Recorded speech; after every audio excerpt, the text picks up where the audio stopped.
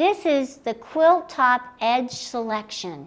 And you'll notice that the select quilt top edges, we have a quilt top that has a top section, a middle section, and notice that in that middle section there is more than one, and then a bottom.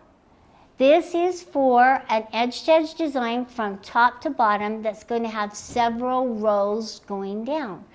This little button right here is for a project that fits in this whole safe area within the parameters of your quilt. So let me show you.